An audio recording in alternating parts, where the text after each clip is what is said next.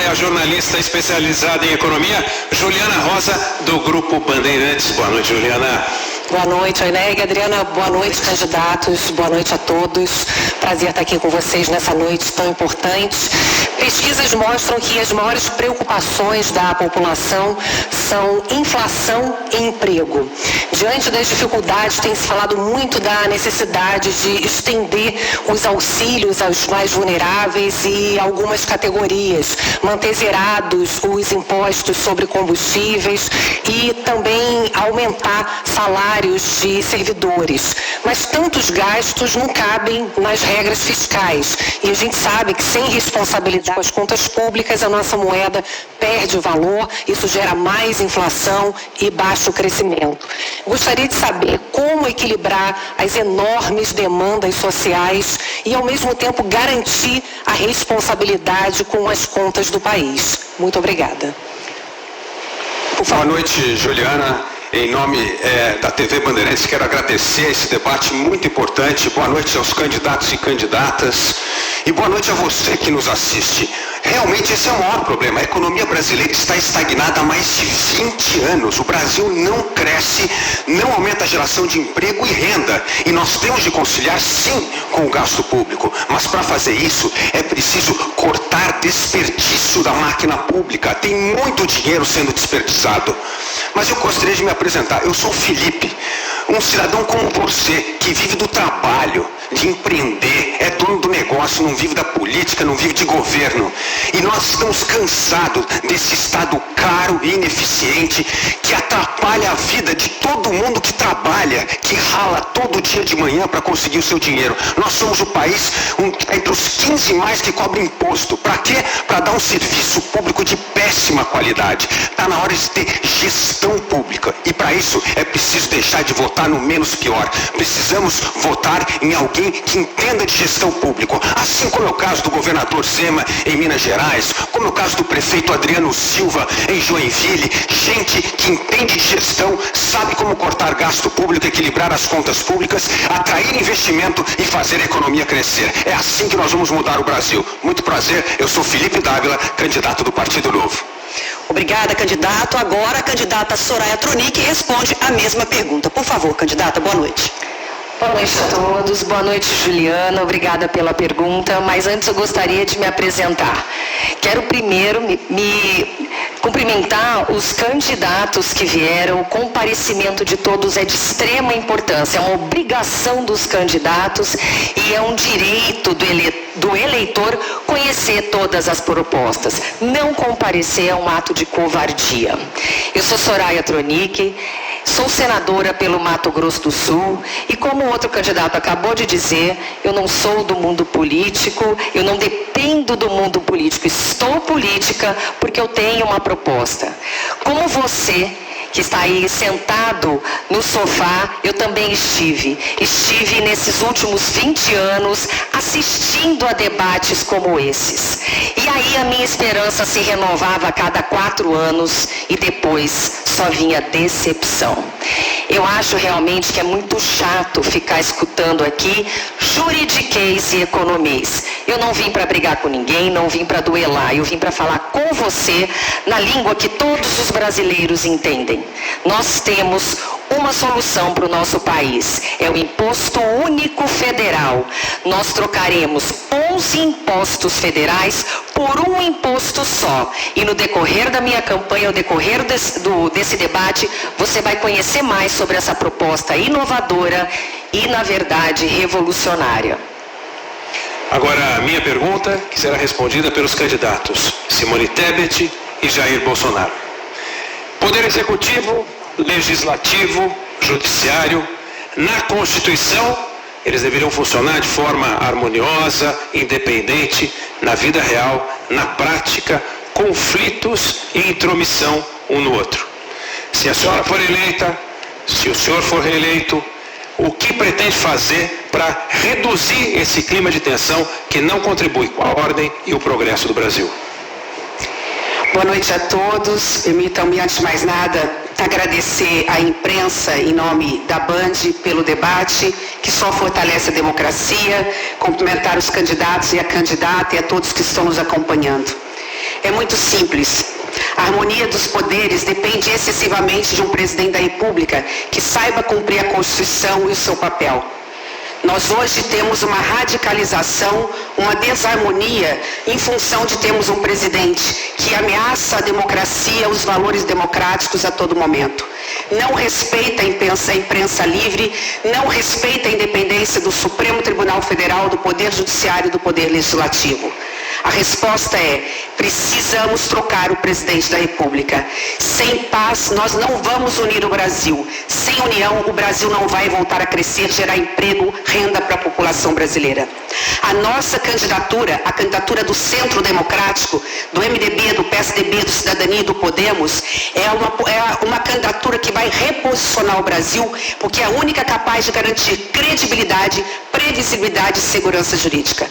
Como professor e como advogada, respeita a Constituição e os demais poderes. Está na hora dos poderes terem as suas funções. É a política que está judicializando o Poder Judiciário e, consequentemente, o Poder Judiciário acaba excedendo no seu poder. Nós vamos fazer a diferença e vamos pacificar o Brasil. Candidato Jair Bolsonaro. Assumi a presidência e escolhi meus ministros pelos critérios técnicos, sem ingerência política. Isso causou um desconforto por parte de alguns políticos e por parte de alguns partidos, como o MDB, por exemplo. Então eu abalei a harmonia onde todos eram amiguinhos e, obviamente, davam uma banana para o povo brasileiro. Hoje vocês conhecem quem são os meus ministros e sabem a capacidade de cada um. Possíveis problemas com o Supremo Tribunal Federal.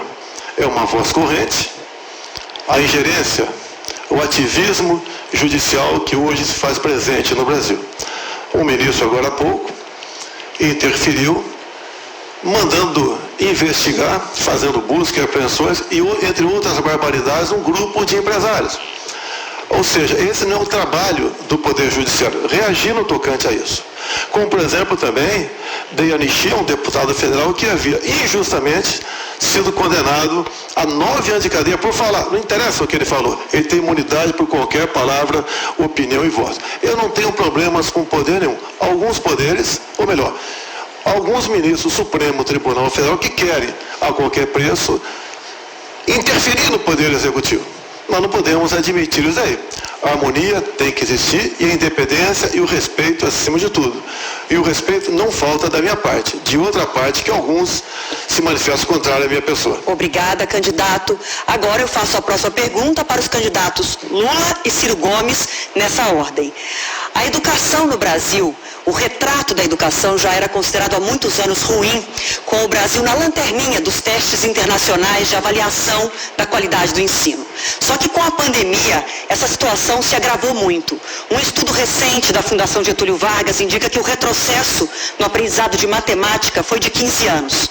Em português, nossas crianças retrocederam uma década. E o abandono escolar também foi muito mais forte com a pandemia, ampliou muito, sobretudo entre as crianças de 5 a 9 anos de idade. A minha pergunta é: se eleitos, os senhores têm um plano para que o Ministério da Educação haja imediatamente para resgatar essa geração Covid de crianças que podem estar condenadas no futuro a baixos salários, a subemprego, comprometendo inclusive o crescimento do Brasil? E qual é o plano? Começamos com o candidato Lula. Olha, primeiro eu quero parabenizar a Bandeirante por manter a sua tradição de fazer os debates políticos dentro de campanha. Segundo, dizer para vocês que, lamentavelmente, a gente não tem informação do MEC para saber quantas crianças estão hoje, sabe, com um grau de educação muito abaixo daquele que deveria estar. Porque hoje nós temos dois tipos de estudantes. Nós temos aquele que teve acesso a tablet, a computador e que continuou estudando durante a pandemia. E nós temos aqueles mais pobres que não conseguiram acompanhar, ficaram sem ir para aula. Além disso, nós temos no ensino médio uma quantidade de evasão escolar muito grande. E nós precisamos, então, trazer essas pessoas. O que eu estou comprometido a fazer? A primeira coisa que eu pretendo fazer, se ganhar as eleições, é logo no começo de janeiro convocar uma reunião com todos os governadores de estado, convocar uma reunião com os prefeitos da capital no primeiro momento, para que a gente possa fazer um pacto de fazer uma verdadeira guerra contra o atraso educacional que a pandemia deixou e contra o atraso educacional de outras situações pelo corte de dinheiro que houve na educação.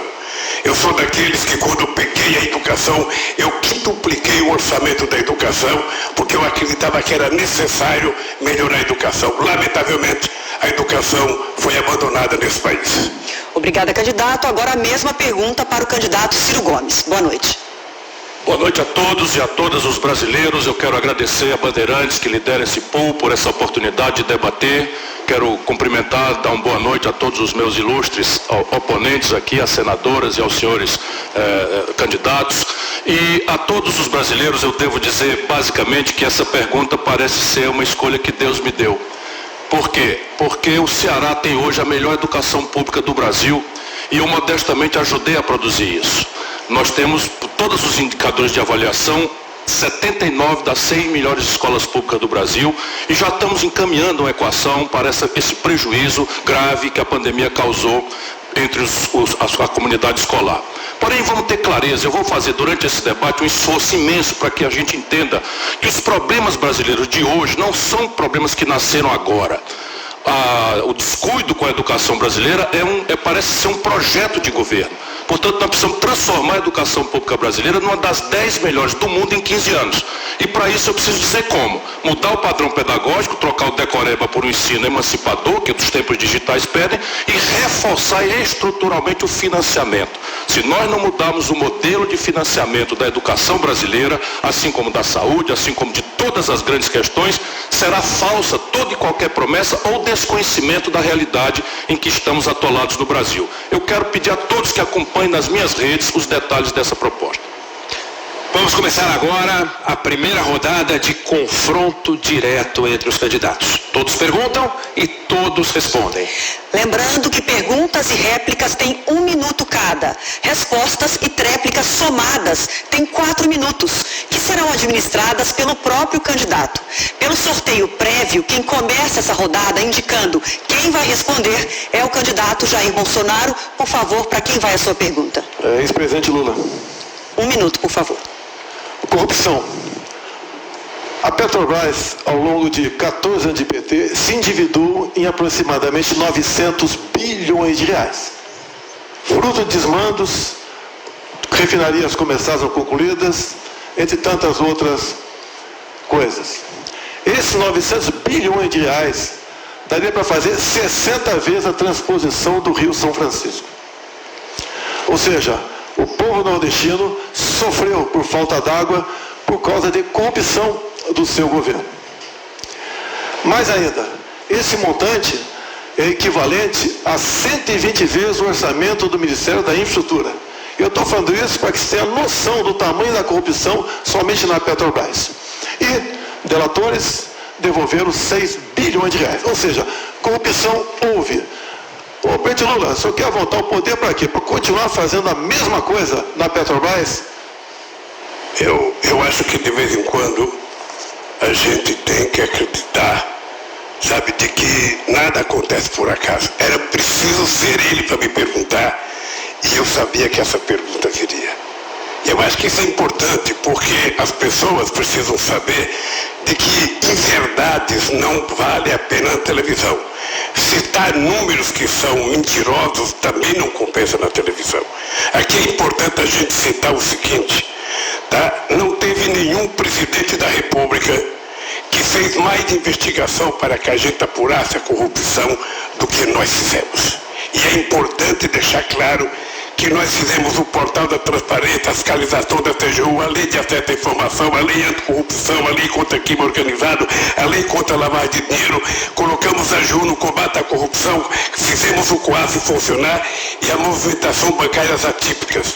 Ou seja, colocamos o gato no combate. Então, tudo que foi eu, sabe, que nós fizemos no nosso governo.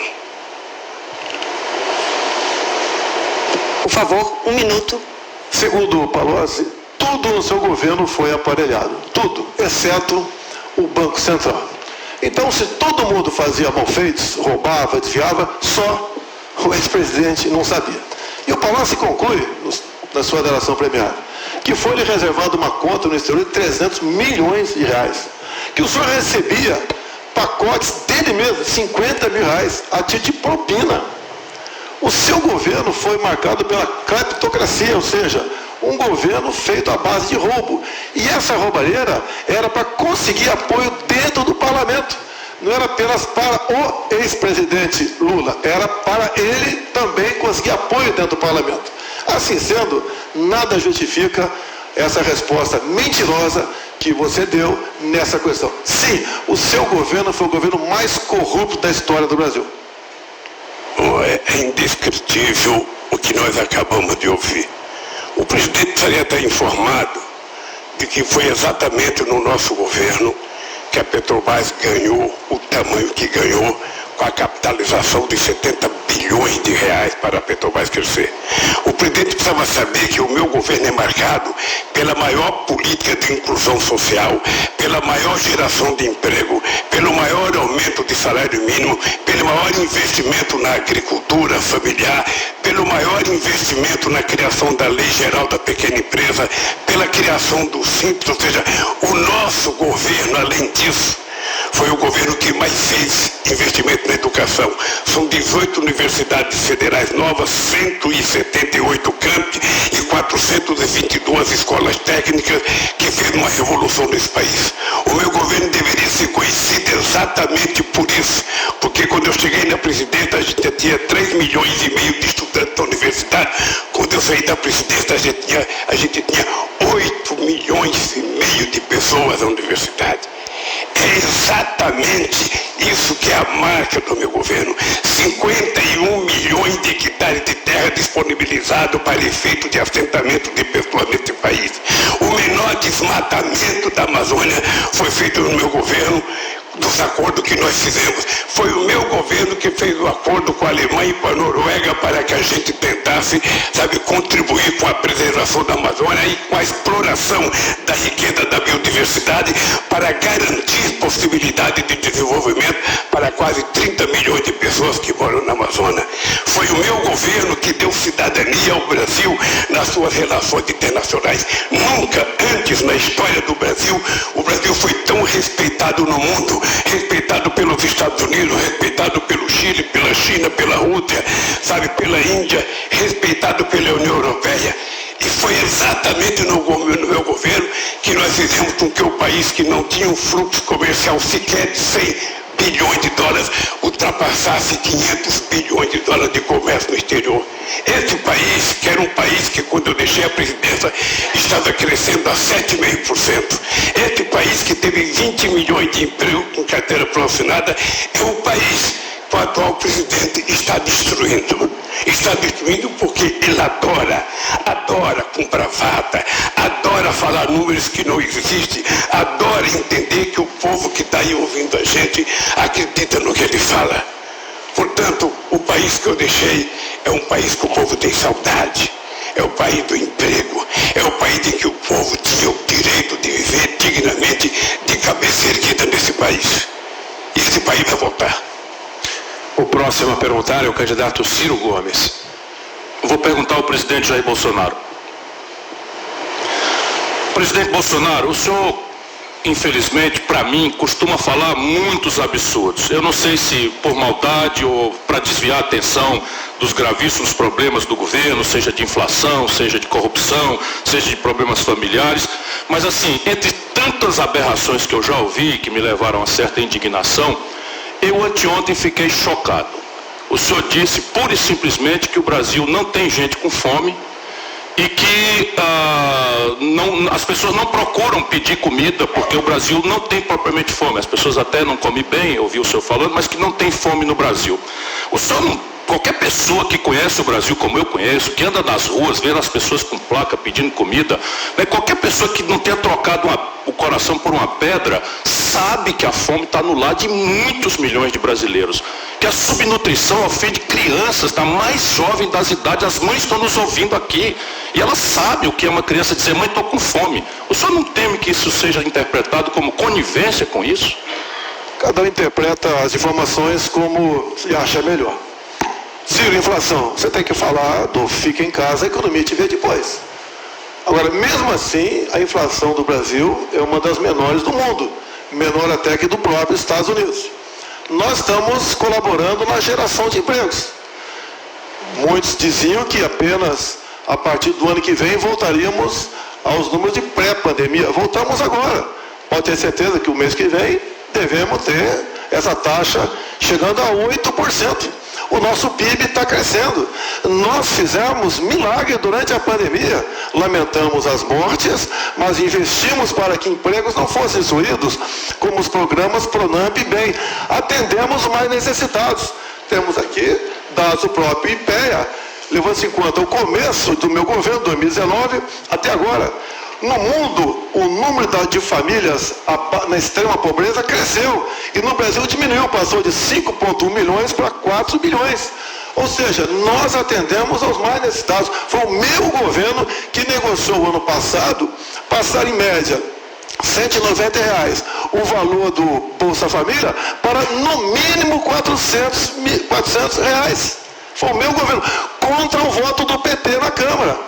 Foi o meu governo que, junto ao parlamento, fez diminuir o ICMS dos combustíveis, contra o voto do senador do PT no Senado. E o meu governo, no corrente ano, entre outras coisas, deu mais R$200 para o Auxílio Brasil até o final do ano. E já está garantido com a equipe econômica que esse valor será definitivo a partir do ano que vem. Ou seja, o meu governo atendeu os mais necessitados.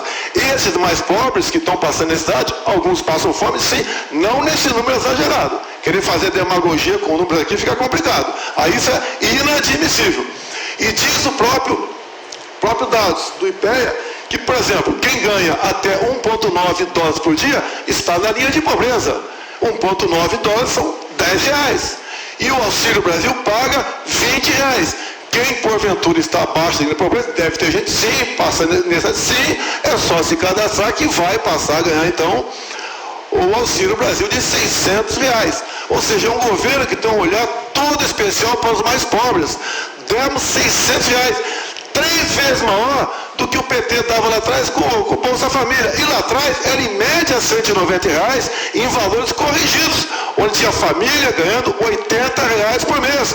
Nós passamos no mínimo 600 e aquela mãe que tem filho e está sem marido, ela pode passar para R$1.200.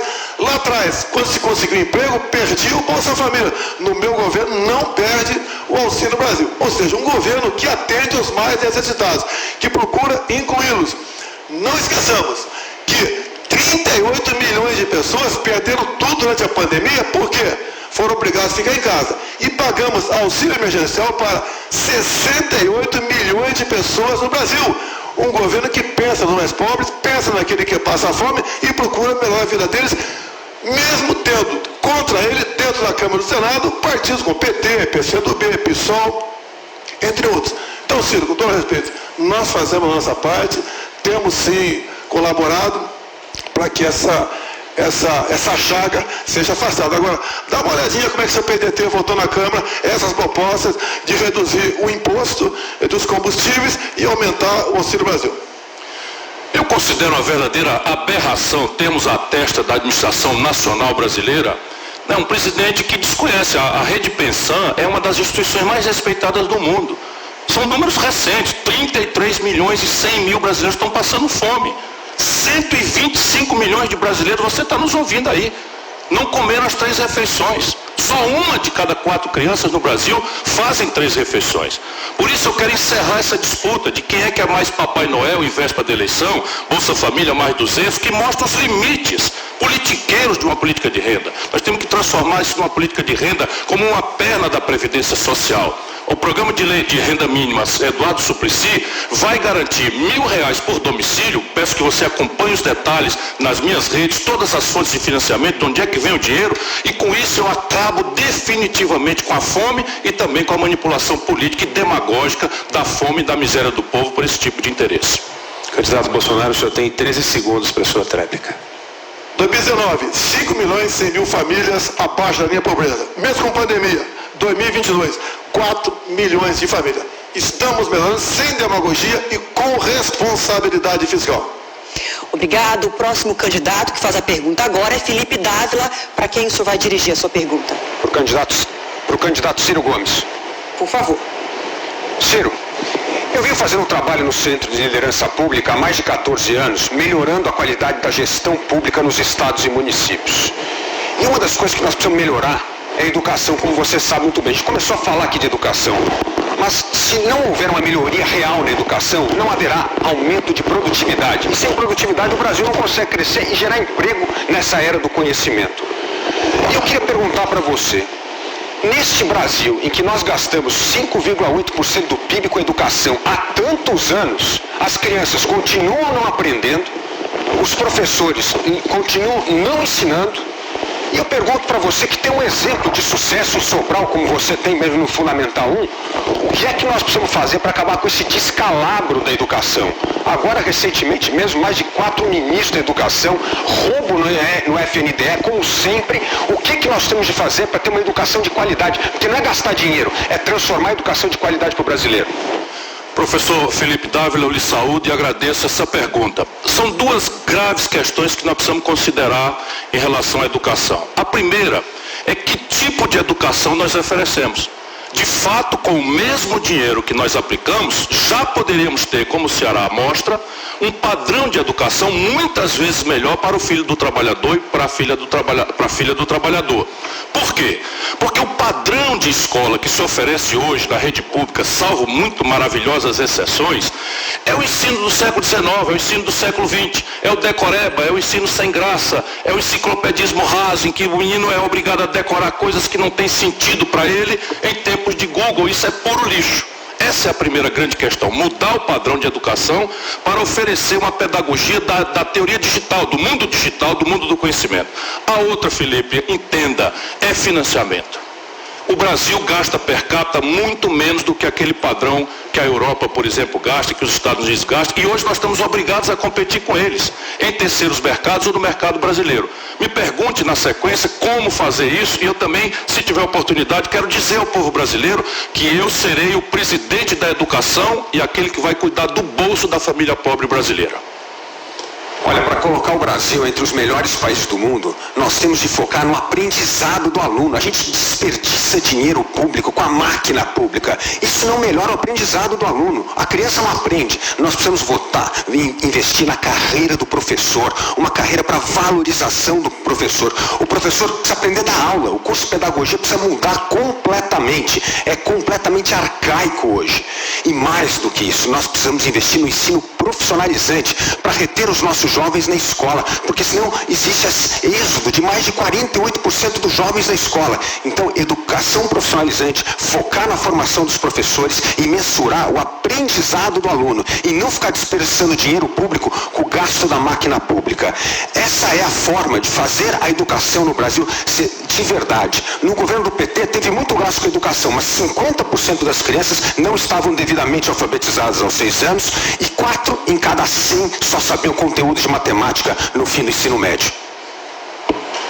O desastre da educação brasileira é medido pelos indicadores de avaliação. Se nós estabelecemos o PISA, que é o termo de avaliação internacional, o que de fato nos recomenda aprofundar o debate. Deixa eu ver, motivar o professor, retreinar o professor para que ele passe a fazer essa pedagogia emancipadora, que a garotada possa ir para a escola interessada em dominar as tecnologias digitais e pensar fora da caixinha do decoreba. Ensinar o mesmo conteúdo de pontos de vista diferentes para estimular a autonomia intelectual. Isso eu já vi funcionando e nós estamos experimentando isso com extraordinário êxito no Ceará. Só para você ter uma ideia, Felipe, 60 de cada 100 alunos do ensino médio do Ceará já estão em tempo integral. Boa parte profissionalizantes, saem dali com estágio remunerado os 6 primeiros meses pelo governo e mais de 93% ficam retidos pelas empresas porque nós fazemos essa aposta. Não é? E essa é uma experiência que eu quero generalizar para todo o Brasil. Mas, meu irmão, me permita lhe cumprimentando, nós precisamos entender que sem remuneração decente, sem financiamento decente, isso tudo não vai acontecer. O piso salarial do magistério brasileiro, comparado com o mundo, é de encher de vergonha. Viva o magistério brasileiro que consegue dar aula um mês inteiro, sem material, sem equipamento, numa lousa com giz, sabe, ganhando R$ 3.500. E alguns estados, muitos municípios, sequer estão pagando o piso salarial. Qualificar a gestão das escolas também é um elemento essencial. Muitos lugares do Brasil não há padrão de avaliação. A gestão escolar é indicação de político, de vereador. Isso tem que ser uma carreira de Estado, como nós fazemos no Ceará. Todos os dirigentes de escola são capacitados, treinados, concursados, em que se percebe inclusive dotes de liderança, para além de gestão, contabilidade, essas coisas todas, e envolver as famílias, acompanhar aluno a aluno para que ele não perca a idade escolar certa na capacitação. Isto é o que vai mudar o Brasil. E em qualquer circunstância não haverá essa mudança de qualidade na educação, senão com esses números. O PT, por exemplo, se gaba, o Lula acabou de falar aí, o presidente Lula, de milhões de crianças, de adolescentes, de estudantes que foram para o ensino universitário. É verdade. O Brasil tem hoje 18 de cada 100 garotos de 18 a 25 anos no ensino superior. A Colômbia tem 42. E quando nós vamos olhar que tipo de escola passaram no governo do PT, do Lula, 40 bilhões de reais para empresários privados, deixando um garoto endividado no começo da vida com uma conta de 110 a 150 mil reais no FIES. Isso é uma coisa absolutamente chocante, isso não é educação. A próxima perguntar é a candidata Soraya Tronic. Eu escolho a candidata Simone Tebet. Candidata, enquanto os profissionais da saúde enfrentavam corajosamente o coronavírus, muitos pacientes que precisavam de procedimentos eletivos, como é o caso de uma cirurgia de catarata ou um procedimento ortopédico, tiveram seus atendimentos cancelados ou adiados. O que é que pode ser feito para diminuir a fila por consultas, exames e cirurgias no SUS? Obrigada, candidata Soraya, pela pergunta. Afinal, essa é uma das questões mais importantes hoje do Brasil. Saúde pública. Nós acabamos de sair de uma pandemia, se é que saímos dela, uma pandemia que podia ter sido muito melhor gerida se nós tivéssemos um presidente da República sensível à dor alheia. Lamentavelmente, no momento que o Brasil mais precisou do presidente da República, ele virou as costas para a dor das famílias enlutadas brasileiras e negou vacina no braço do povo brasileiro. Eu sei porque eu estava lá na CPI. Eu estudei os documentos. Atraso de 45 dias na compra de vacina. Quantas famílias perderam prematuramente seus filhos? Quantas mães perderam filhos? Quantos filhos perderam pais? E eu não vi o presidente da República pegar a moto dele e entrar num hospital para dar um abraço a uma mãe que perdeu um filho.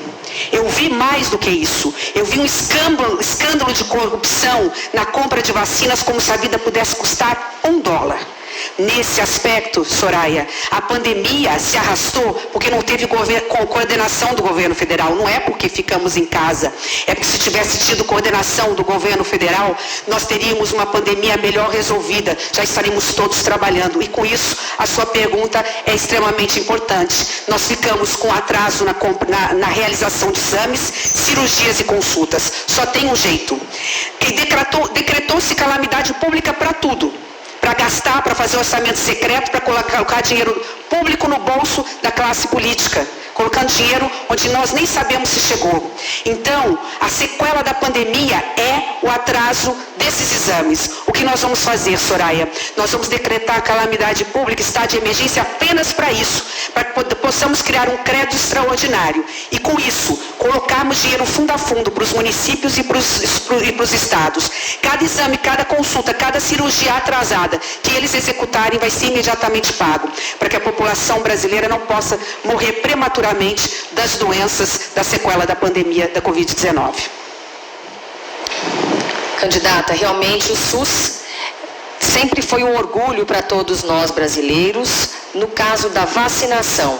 Confesso que no atendimento ele é muito mais bonito no papel do que na realidade. E quem conta isso é o usuário do SUS. Quem tem que nos dizer se o SUS é bom ou não somos nós que não utilizamos esse serviço. Quem tem que dizer é quem está lá na fila. Nós temos um projeto liberal de verdade para a economia, para executar, não é no gogó.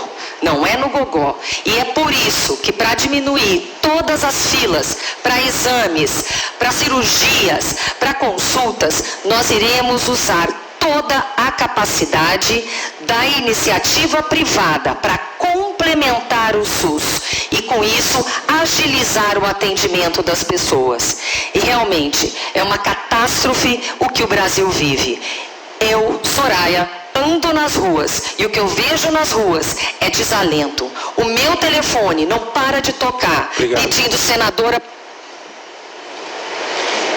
Nós concordamos, candidato Soraya, e eu gostaria até de dar um depoimento e fazer um pedido para os nossos candidatos a presidente da República. Eu peguei um carro daqui de São Paulo e fui a Barretos para poder assinar um documento no Hospital do Amor do Câncer de Barretos, que é um dos hospitais mais importantes na cura contra o câncer no Brasil. O que eu vi lá é de dar inveja ao mundo, mas eles fizeram uma súplica. Eu fui a primeira a assinar um documento que, se eleita presidente da República, vou atualizar a tabela SUS, 25% por ano até 100% nos 4 anos. Sabe por quê? Porque hoje as santas casas e as filantrópicas atendem 60% das cirurgias e das médias e altas complexidades, ou seja, dos casos mais complicados de saúde da população pobre. Sabe o que eu ouvi de lá? Dos médicos especialistas? Senadora Simone, as pessoas morrem prematuramente. Pobre morre, até 25% dos pobres morrem no Brasil porque não tem acesso à porta do SUS para tratamento preventivo do câncer, porque nós não conseguimos atender porque a tabela SUS está defasada. Eu fui a primeira, eu conclamo os demais candidatos a presidente da República que assinam esse compromisso pela vida. 25%, vamos tirar do orçamento secreto, vamos tirar dos desperdícios, vamos reduzir a máquina, mas vamos dar a dignidade da saúde para quem mais precisa, porque este Brasil é de todos. Ele não pode ser mais do rico do que do pobre. O rico não pode ter um atendimento de saúde pública, saúde privada de excelência, enquanto o pobre morre nas filas dos hospitais. Obrigada, candidata. O próximo a perguntar agora é o candidato Lula, que deve dirigir a pergunta para o candidato Felipe Dávila ou para a Soraya Tronic. Para quem o senhor vai dirigir a pergunta? Ao Felipe Dávila. Por favor. Candidato, o mundo hoje vive discutindo a questão climática. Ou os governantes tomam noção de que é da responsabilidade de cada governante cuidar do seu país, para que todos, cuidando do seu país, cuidem do planeta, ou a gente vai destruir o planeta que é a nossa Terra. Eu queria que o senhor me desse a sua opinião sobre o que está acontecendo no Brasil. Ou seja, o Brasil rompeu o acordo que tinha com a Alemanha e com a Noruega. O Brasil faz discurso todo santo dia de que é preciso, desmatar, que é preciso queimar, que é preciso plantar, ou seja, e não há nenhum cuidado com a questão ambiental. Ou seja, qual é a sua proposta para resolver a questão ambiental? Bom, candidato Lula, a retomada do crescimento econômico do Brasil depende de uma política ambiental que faça o Brasil ser a primeira nação carbono zero entre as grandes potências econômicas. Isso está no nosso plano de governo. Esta é a maior oportunidade que o Brasil tem para sequestrar carbono. O Brasil tem potencial para sequestrar 50% do carbono do mundo plantando árvore em terra degradada. Nós temos 50 milhões de hectares de terra degradadas, dá para plantar árvore em 3 milhões de hectares, isso vai gerar renda para as pessoas mais pobres, isso vai gerar progresso em outras regiões do Brasil. Vai ajudar também a impulsionar a energia renovável no Brasil. O Brasil já tem a matriz mais limpa de energia e precisa continuar expandindo.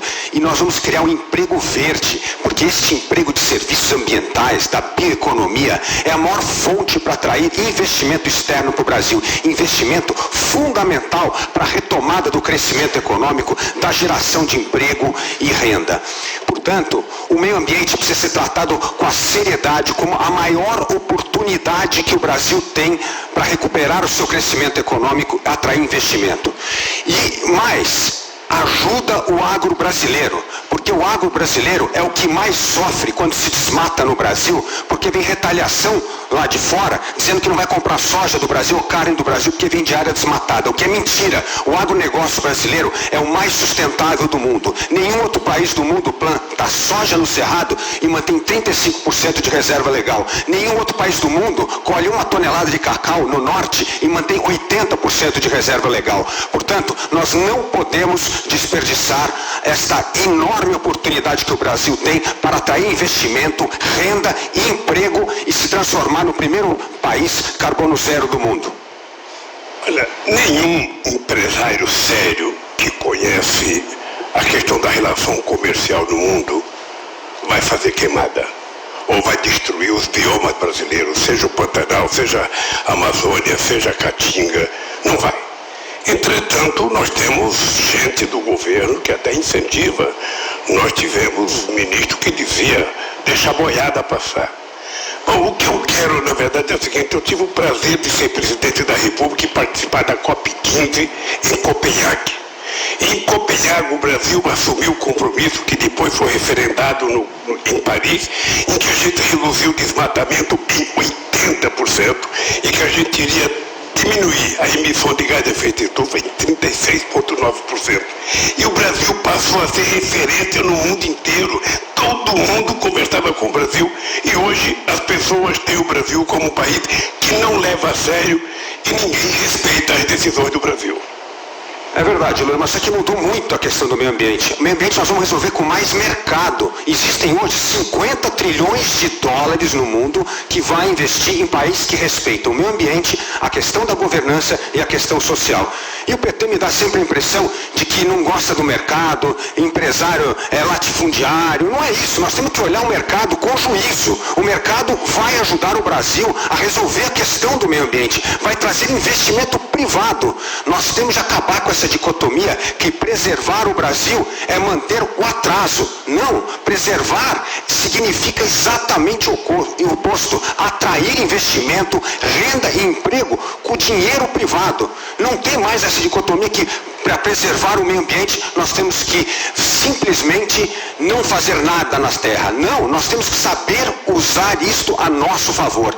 Eu tenho certeza absoluta que o Brasil vai ser um exemplo em ser este país que vai capturar 50% do carbono do mundo, dar uma lição para o mundo. E isso vai ser fundamental para recuperar a credibilidade internacional do Brasil. O Brasil jamais vai voltar a ser um país confiável nas relações internacionais se continuar tratando o meio ambiente com o descaso que vem acontecendo nos últimos anos. É uma pena, porque nós temos essa potência do desenvolvimento regional. Veja só como é importante o desenvolvimento sustentável para gerar receita no Nordeste, com as energias renováveis, com eólica, solar, biomassa, a fronteira agrícola crescendo de forma sustentável.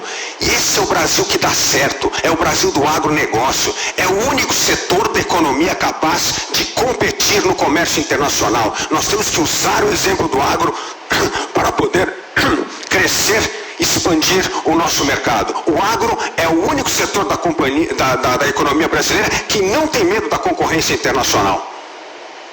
A última pergunta nessa rodada, candidata Simone Tebet, a pergunta a ser feita à senadora Soraya Tronic. Candidata Soraya, eu não tenho como professora não fazer perguntas sobre educação. Eu gostaria de perguntar à senhora, a senhora sabe o quanto esta questão é cara para mim. Dei aula 12 anos de direito administrativo, de como é que se administra um Estado e um país, e tive o privilégio de tê-la como uma excelente aluna.